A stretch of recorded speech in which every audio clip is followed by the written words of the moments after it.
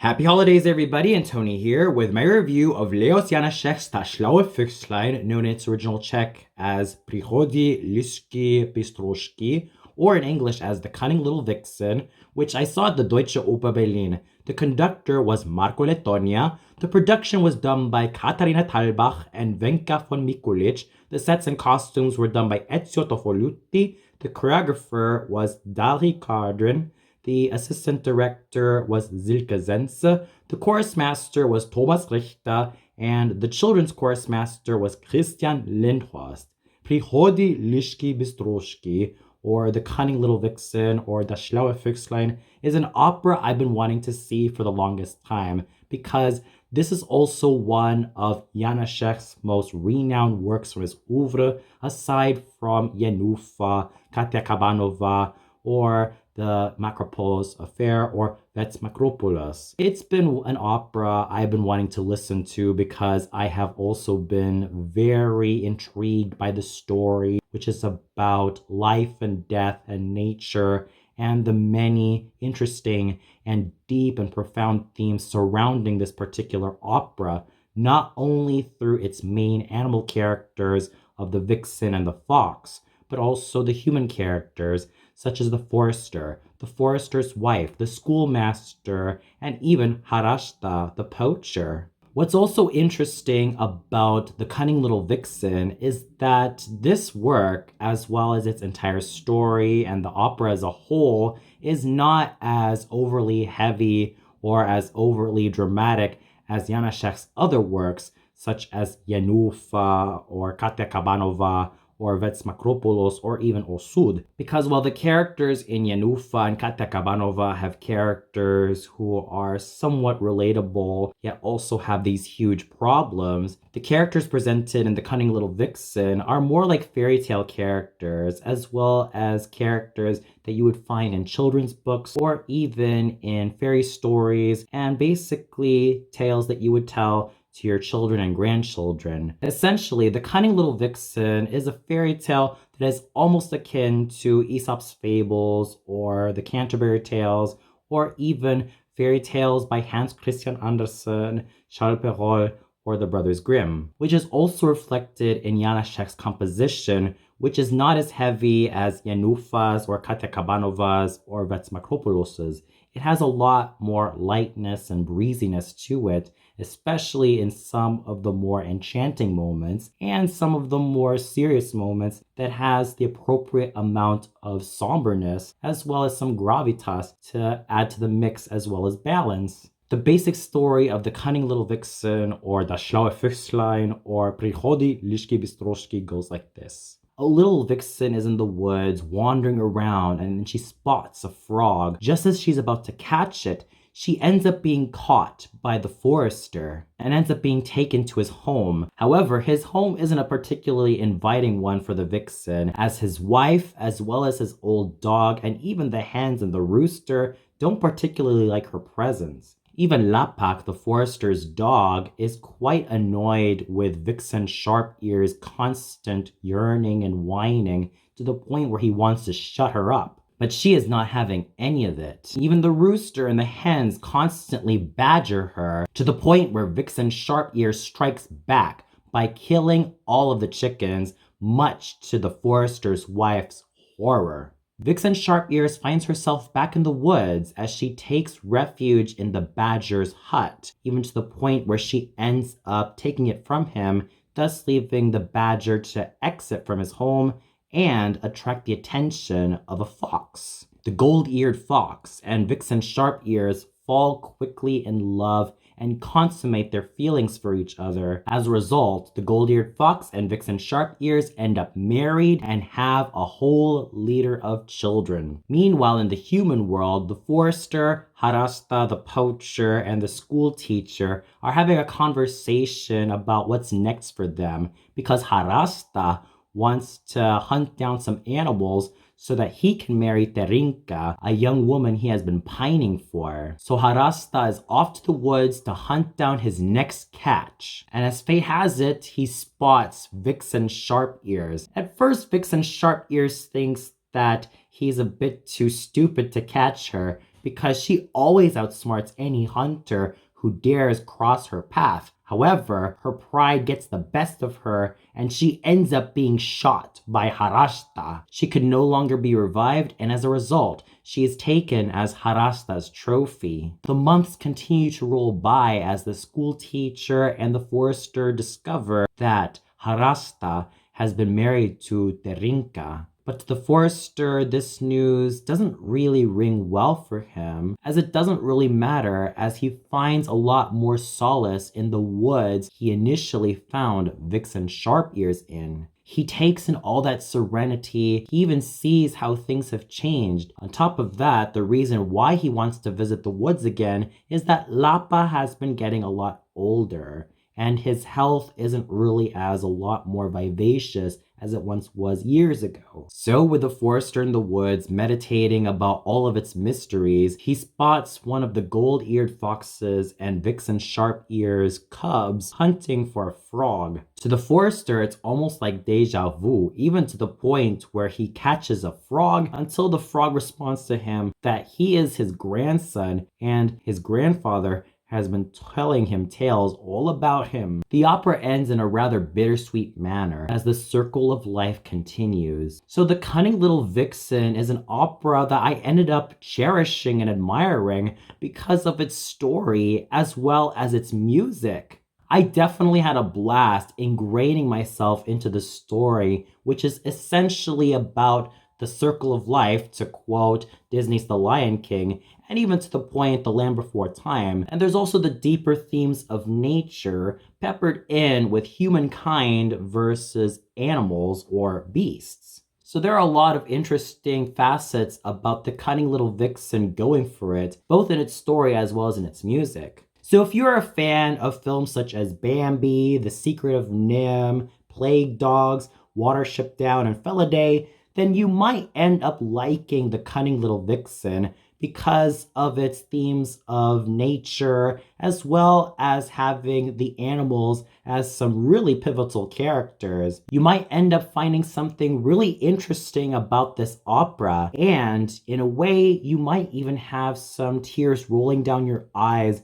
especially in some of the tragic moments, specifically where Vixen Sharp-Ears' death is concerned, because you can't help but enjoy her presence, even though she's not always the most likable character. But still, her vivacity, as well as her desire to be free, do make her quite a fascinating and very fun character to witness on stage. In terms of Katharina Thalbach's and Wenka von Mikulich's production of The Cunning Little Vixen, it's absolutely gorgeous. I really had the impression that this is almost like a storybook come to life, and a children's storybook at that. What makes it almost akin to a storybook are the paw prints that are seen as if though they were on a sepia page. On top of that, the use of the complete color palette from a lot of the vibrant colors, ranging from deep and earthy and golden to almost looking like a vibrant kaleidoscope, whether it be from red or blue or yellow or even some orange and purple here and there to also reflect the vibrance of nature, and even the occasional white, black, and gray. Every color palette worked in its favor, and it is totally brilliant. And the costumes were just as gorgeous to look at. Props also have to go to all of the animal costumes for the animal characters, considering how awesomely they looked and how greatly the performers were able to move in all of them. And coming from someone who is passionate about opera, such as Katharina Thalbach, that is one of her best productions I've seen thus far, considering my experience of watching her production of Rossini's Il Barbiere di Siviglia. So this production of The Cunning Little Vixen is just as colorful, just as vibrant, and just as awesome to watch. When it comes to favorite productions of The Cunning Little Vixen, you definitely owe it to yourselves to catch Katharina Thalbach's and Wenka von Mikulich's production of The Cunning Little Vixen by Leos Janacek. You will definitely have a great ball and a great time, and everything about this production worked so magnificently. And now we get to the singers, starting off with Michot Marrero, who was a superb Vixen Sharp-Ears, or Schlaue Füchslein in German, or Bystroshka in Czech. Bystrushka, or Vixen Sharp Ears, needs a lyric coloratura soprano who combines flexibility, agility, great high notes, and a silvery timbre that could make her voice pour out with beauty, excellence, and pristineness. Many coloratura sopranos have managed to sing this role, such as Lucia Pop, Norma Burroughs, Lillian Watson, and most recently, Elena Zalagova. Sure, when she starts out, she's usually given to a child soprano, but if the same soprano sings the vixen all throughout from her childhood to her young adult years, she also needs to possess that youthfulness found in roles such as Norina from Don Pasquale, Suor Genoviefa from Suor Angelica, and even small roles like the handmaiden from Verdi's Simon Boccanegra. She also must combine them with the sparkiness found in Gretel from Hänsel und Gretel, Despina from Così fan tutte, Madame Herz from Der Schauspieldirektor, Isotta from Die Schweigsame Frau, Urbain from Meyerbeer's Les Huguenots, and Entchen from Der Freischütz, and also put them all together with the superb bel canto singing found in roles such as Gilda from Rigoletto, Lauretta from Gianni Schicchi, and even Lucia Ashton from Lucia di Lammermoor, especially when she sings her mad scene in the original key of F. The fact that you really need those attributes to make Vixen Sharp Ears come alive is definitely an exciting challenge for either a lyric coloratura or a light lyric soprano, given the demands that this role has to offer, and Michot Marrero was excellent all the way through. I definitely knew that Miss Marrero was going to sell it as Vixen Sharp Ears in the best possible way. To say that she was in her best form tonight was a mere understatement. She was outstanding, a total godsend, and a total A+ performer all the way through. Her coordinated chest tones and the way she was able to make her voice glow so thoroughly were absolutely pristine, and were also examples of how this wonderful light lyric / lyric coloratura soprano preserved the art of true bel canto singing with every fiber of her being, and did so with so much elan as well as excellence, and on top of that, a whole lot of charisma, which Michot Marrero managed to continue making her absolutely great asset. Miss Marrero's charisma could never be questioned, and she also demonstrated how she was able to make her voice shine so thoroughly with pristine technique as well as great acting chops to make Vixen Sharp Ears a thoroughly engaging character. Therefore, Michot Marrero led the helm so wonderfully tonight as Vixen Sharp Ears, all thanks to her consummate artistry and her total engagement as a complete singing actress. The Gold-Eared Fox was sung superbly by Arianna Manganello, and what you need in The Gold-Eared Fox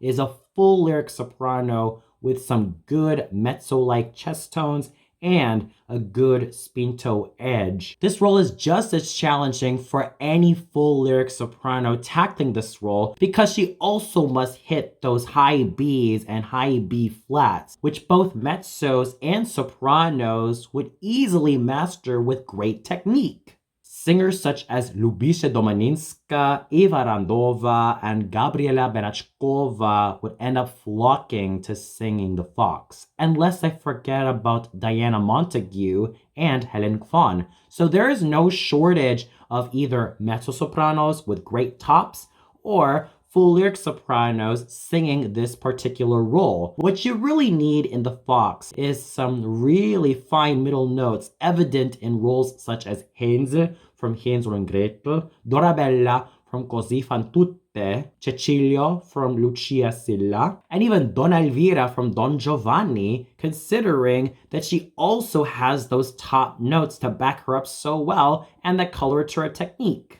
Combined with that are the steeliness needed in roles like Gudrune from Götterdämmerung, Helmvige from Die Walküre, Elisabeth from Tannhäuser, Elsa von Brabant from Lohengrin, Eva Pogna from Die Meistersinger von Nürnberg, Elisabetta di Valois from Don Carlo, Desdemona from Otello, Contessa Almaviva from Le Nozze di Figaro, Suor Angelica from Suor Angelica, Amelia Grimaldi from Simone Boccanegra, and La Cesca from Gianni Schicchi. So don't underestimate the role of the fox, because this is a role that truly requires a huge gamut of both the dark chest tones as well as some brilliantly blazing top notes to make this role thoroughly challenging for either a full lyric soprano or even a lyric mezzo with really great top notes. And Ariana Manganello conquered the role of the fox so superbly with great pristineness and absolutely exceptional excellence.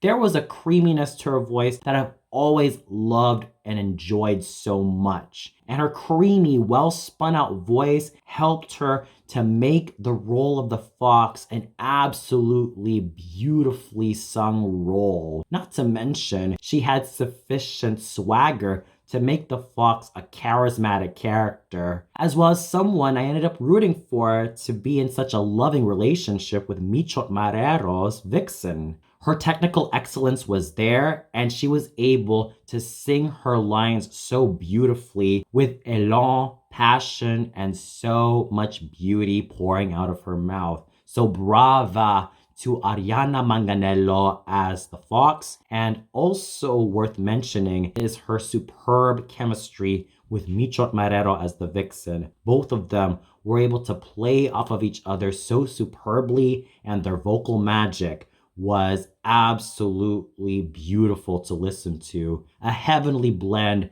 of such beautiful voices, with Ariana Manganello's almost soprano-like mezzo voice just radiating all the way through. And I could definitely see a grand future for Ariana Manganello singing Adalgisa from Norma. She would be a perfect fit for Adalgisa. She has those great soprano top notes, and she has that lovely timbre to make Adalgisa such a youthful and interesting character. So here's also hoping that the future continues to look extremely bright for Ariana Manganello, as well as her overall pristine technique. Christina Clemens used her fine full lyric soprano voice to make the best out of Ciociolka, or the hen. And even though Ciociolka isn't such a huge role, it does need a light lyric / coloratura soprano to make this role quite the show stealer. She does need to have the acting chops of a Violetta Valeri from La Traviata,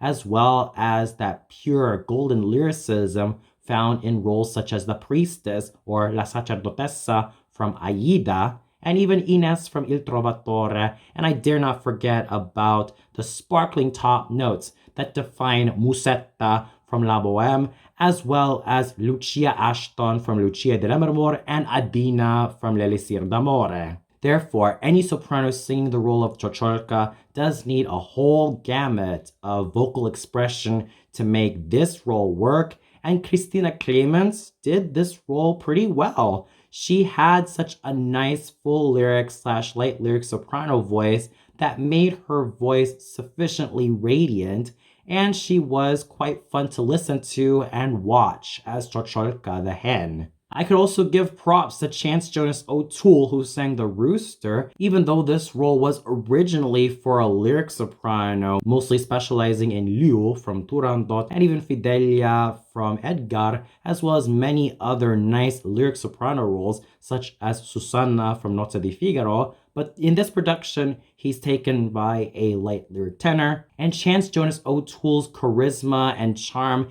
did make him an absolutely engaging rooster. But he also ended up stealing the show as the mosquito, which does need a light lyric tenor / tenore leggero to make this role work. And you do need that fine bel canto line to make the mosquito a very listenable character, which is evidenced in roles such as Arturo Baclaw from Lucia de Lammermoor, Remondado from Carmen, Borsa from Rigoletto, Spallanzani from Le Comte of Man, and Albazzar from Il Turco in Italia. And Chance-Jonas O'Toole did an excellent job singing the mosquito, and I cannot forget about his superb interpretation of the rooster. So hands down, Chance-Jonas O'Toole was thoroughly excellent as both the rooster and the mosquito, all thanks to his great vocal work and equally great vocal acting. Maria Vasilevskaya and Lilith Davtyan were thoroughly excellent as Frontik and Pepik respectively, as well as in Miss Vasilevskaya's case, the cricket and the jay, and in Lilith Davtyan's case, the beetle.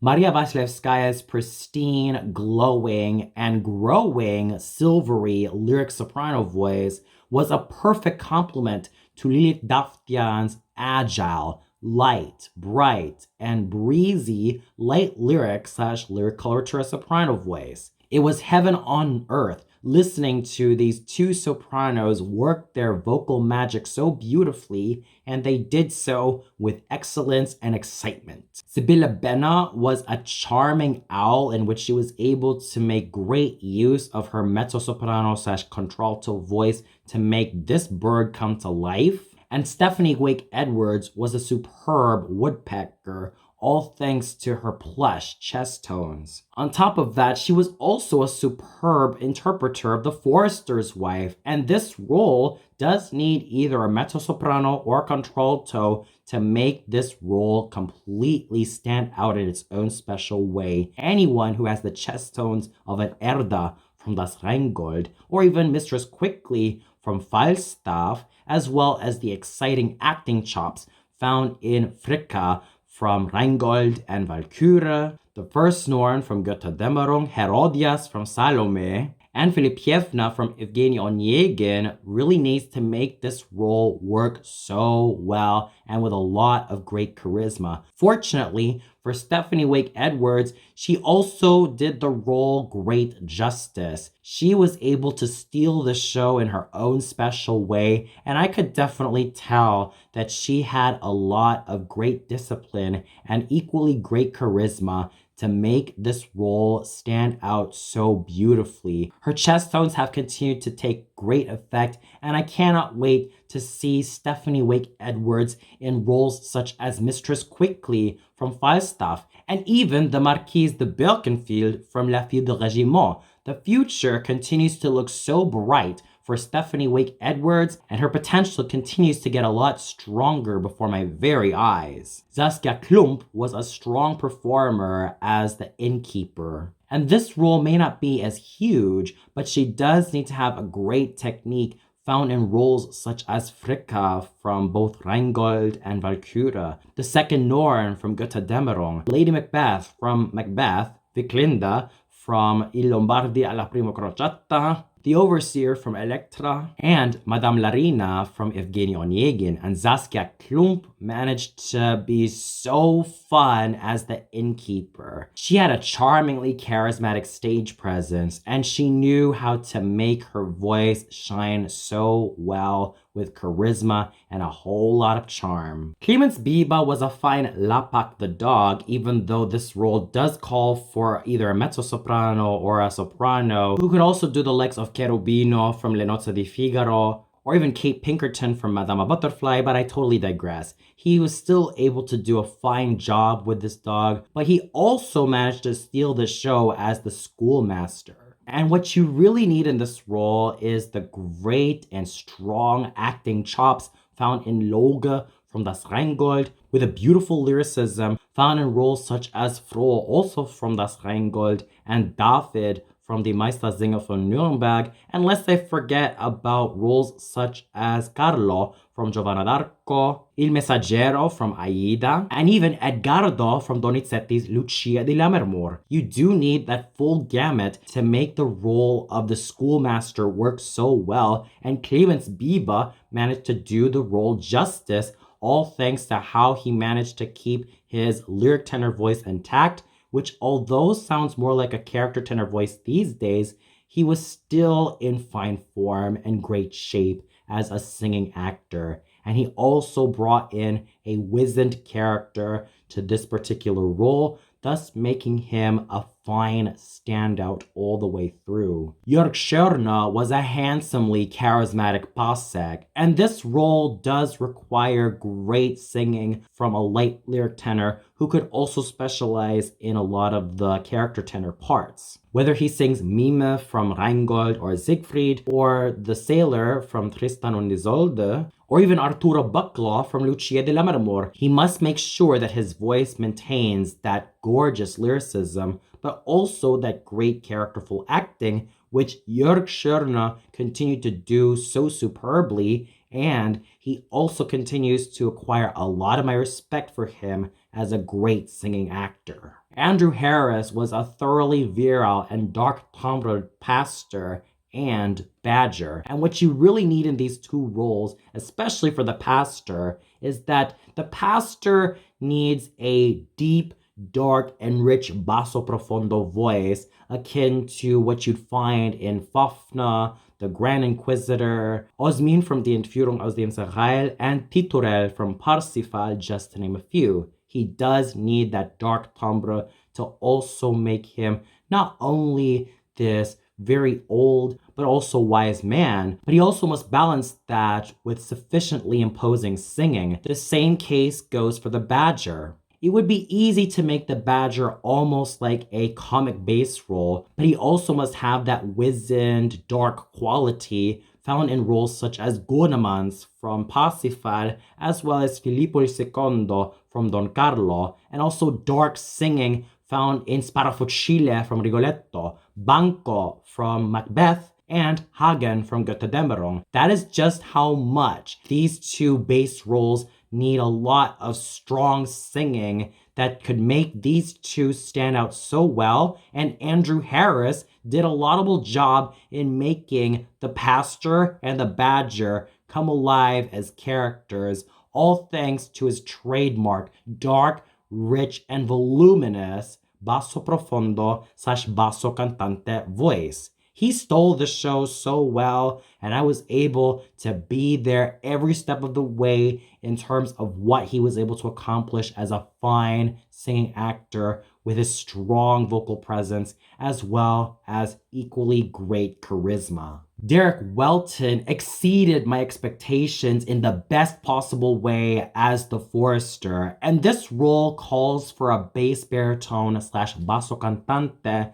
who could manage the low notes found in roles such as the King of Egypt from Aida, and even Gurnemans from Parsifal and König Heinrich der Vogler from Lohengrin, and let's not forget about König Make from Tristan und Isolde. He also must combine those facets with great high notes found in Wotan from Das Rheingold, Die Walküre in Siegfried, and Monterone from Rigoletto, thus showing his mettle as a totally complete singing actor. And Derek Welton was excellent all the way through, using his trademark bass baritone voice to emit strength and a lot of formidability and a surprisingly amount of warmth to make the role of the Forester his own, as well as thoroughly sell it without any flaws whatsoever, and did so with great excellence. Jared Wehrlein was also excellent as the somewhat villainous role of Harashta the Poacher. And as thankless as this role is, he does still need a bass baritone who also needs to combine the depth and that evil darkness found in Klingsor from Parsifal, as well as use a lot more nuanced singing found in Amonasro from Aida and Wotan from Rheingold. And I dare not forget about Reimer von Sveta from Tannhäuser, and even have some high notes found in Corvinal from Tristan und Isolde and Amonasro from Aida. That is just how much you need to make Harasta work as a character and not just as another villainous poacher. And Jared Wehrlein was charisma, virility, and pristine technique rolled up into one amazing package. I always insisted that when listening to him, Jared Wehrlein does sound like a younger Samuel Ramey. And tonight, with his role as Harasta, he sounds like a slightly younger version of James Morris, which is a great compliment I could give to him because of his fine technical prowess and his equally dashing stage presence to make this role work so magnificently. I also have to give major kudos to Chiyoe Woo's lovely and absolutely sweet-sounding young Vixen Sharp Ears, Emil van der Zee being such an adorable frog, and the rest of the small characters played by Yeyana Serikbayeva, Glauba Silva, Erika Rist, Alessio Scandale, Derek Amanatidis, and Paula Caprito de la Torre. Everybody did superbly, and they were all pros from beginning to end. So overall, this singing was thoroughly excellent from everybody. Stealing the show were without a doubt Michot Marrero and Ariana Manganello as the foxy couple, Vixen Sharp Ears and the Gold-Eared Fox. Their technical prowess was at an all-time high, and they bolstered the entire performance with their amazing artistry and therefore heightened the quality from everybody tonight. There was not one moment where I thought something could go wrong.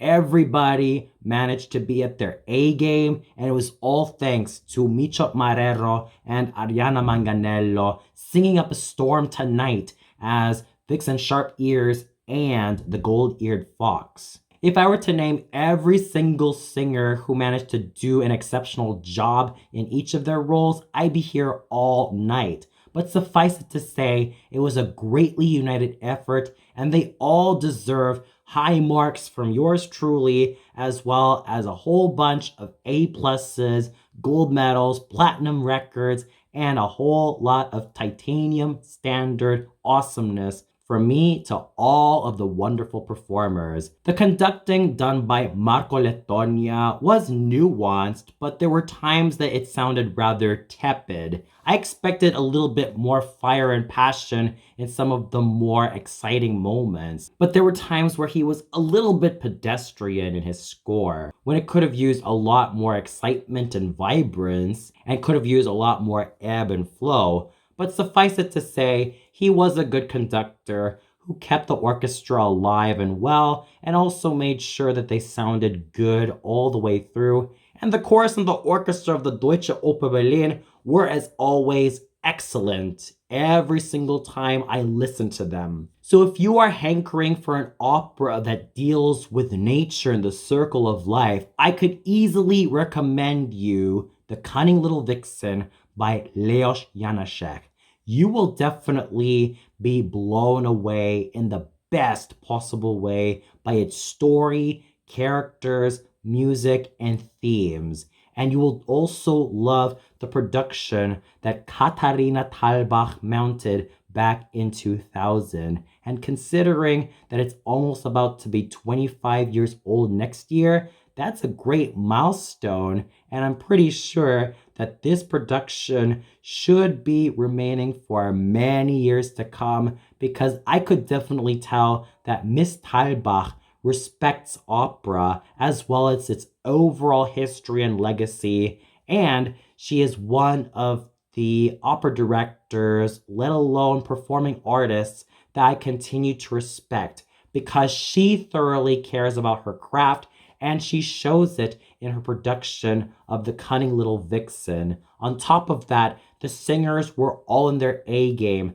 especially where Michot Marrero and Ariana Manganello were concerned. They were excellent, pristine, and absolutely legendary in their feats as total singing actresses, and I salute their efforts for everything that they've done and for demonstrating great vocal prowess. Highly recommended listening, and even highly recommended viewing if you want a great production of The Cunning Little Vixen by Leos Janacek. And for those of you who caught Leos Janacek's Schlaue Füchslein or The Cunning Little Vixen at the Deutsche Oper Berlin, what'd you think of it? Did you feel that Katharina Thalbach's production of this opera did it justice? Was there a singer that you particularly loved? Did you also feel that Ayana Manganello and Micho Marrero stole the show all the way through as the foxy couple of Fox Gold Ears and Vixen Sharp Ears? Or did you feel like the singing and production were not really to your liking?